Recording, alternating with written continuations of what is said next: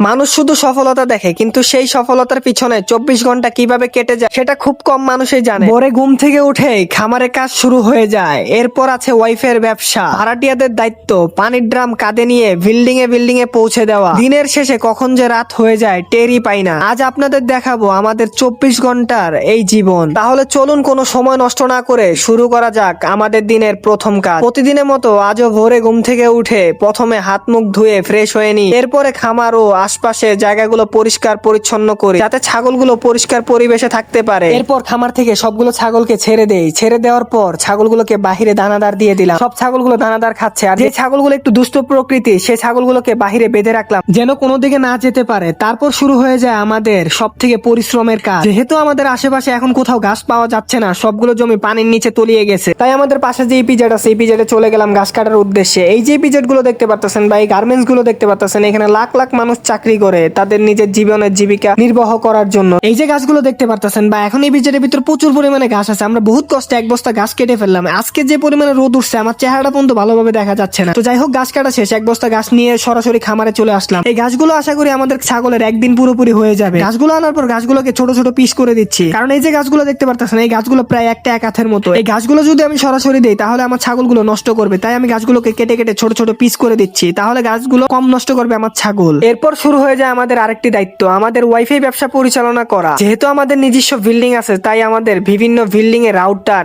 ইন্টারনেটের line, motor এবং নেটওয়ার্কের সমস্যা হলে সেই সমস্যাগুলো আমাদের নিজেরই সমাধান করা লাগে। এই যে একটা বিল্ডিং দেখতে পারতেছেন আমরা কাজ করতেছি, এরকম আমাদের নিজস্ব 8 থেকে 10টি বিল্ডিং প্লাস ভাড়া করা। শুধু ইন্টারনেটই নয়, অনেক সময় বিদ্যুতের ছোটখাটো সমস্যা হলেও আমাদেরই ঠিক করতে হয়। সুইচ তার কিংবা সংযোগ সমস্যা হলে সেইগুলো আমার সমাধান করতে হয়, আমি নিজেই সমাধান করি। জীবনে একটি কাজ জানলেই হয় না, যত বেশি কাজ শেখা যায় তত বেশি অভিজ্ঞতা বাড়ে এবং ভবিষ্যতে সেটা সব থেকে বড় সম্পদ হয়ে দাঁড়ায়। এত কাজের মাঝে সময় বের করে আমরা সকালে বন্ধু বান্ধবরা মিলে একটু নাস্তা করি এই চার দোকানটাতে। এই যে বিল্ডিং গুলো দেখতে পারতেছেন এগুলো মূলত আমরা ভাড়া দিয়ে রেখেছি।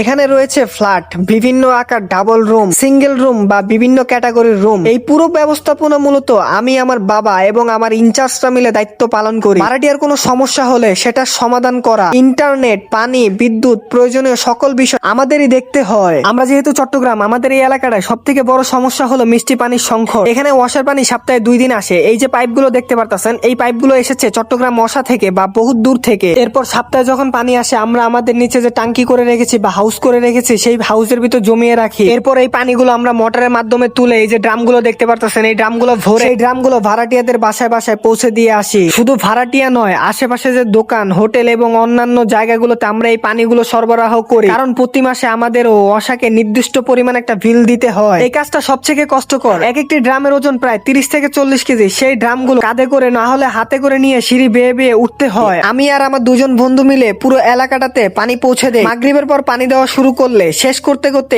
এমনও দিন আছে যে রাত 1টা কি 2টা বেজে যায়। যদি কোনো সপ্তাহে ওয়াসার পানি আসে না, তখন বাইরে থেকে টাকা দিয়ে পানি কিনে আনতে হয়, তখন খরচ বেড়ে যায়, কষ্টটা অনেক বেশি হয়। যেহেতু আমাদের এগুলো হচ্ছে ভাড়া বাসা বা ফ্ল্যাট বলতে পারেন, এখানে মানুষগুলো চাকরি শেষ করে মাগরিবের পরেই আসে, তখন আমরা মূলত পানি দেওয়া শুরু করি, আর দিতে দিতে আমাদের প্রায় 1টা কি 2টা বেজে যায়। আর এই যে দোকানপাট গুলো দেখতে পারতেছেন এগুলোতে সকালে নাস্তা বিক্রি হয়। এছাড়া আরো বিভিন্ন ক্যাটাগরির দোকান রয়েছে। আপনারা নাস্তা ছাড়া দুপুরে ভাত, সকালের ভাত, রাতের ভাতও খেতে পারবেন। আর এই ছোটখাটো দোকানগুলোতে আপনারা সিগারেট, চা, পান, নাস্তা আবিজাবি খেতে পারবেন এখান থেকে। আর এইসব বড় বড় দোকানগুলোতে সকালের নাস্তা, দুপুরের নাস্তা বিক্রি। আর বাকি দোকানগুলো হচ্ছে হোটেল বা বাতের হোটেল বলতে পারেন আপনারা। সব কাজ শেষ করে মুরগির খামারে যায়, কারণ গত বছর 4টি কুকুর মিলে প্রায় আমাদের 300 মুরগির মতো মেরে ফেলেছিল। সেই ঘটনাটার পর আমি প্রতি রাতে খামারে ভালো করে দেখে বা 4-5টা দেখে আসি। এরপর চলে যাই ছাগলগুলোর কাছে। রাতে দানাদার খাওয়ানো, ঘাস দেই, পানি দেই, সবকিছু ঠিকঠাক আছে কিনা নিশ্চিত হওয়ার পর রাতের কাজটা শেষ করি। এর পাশাপাশি ভাড়াটিয়াদের ব্যবহারের জন্য যে সাপ্লাইয়ের পানি যেটা আছে ওইটার মোটর সবগুলো ছেড়ে দেই। যেহেতু আমাদের ভাড়া বাসা অনেকগুলো, সেহেতু আমাদের মোটরও অনেকগুলো, সবগুলো ছেড়ে টাঙ্কিগুলোকে লোড দেওয়ার পরে বাসায় চলে যায়। অনেকে শুধু ফলাফল দেখেন, কিন্তু ফলাফলের পিছনে পরিশ্রমটা দেখেন না। আমাদের প্রতিটি দিন নতুন নতুন দায়িত্বে ভরা,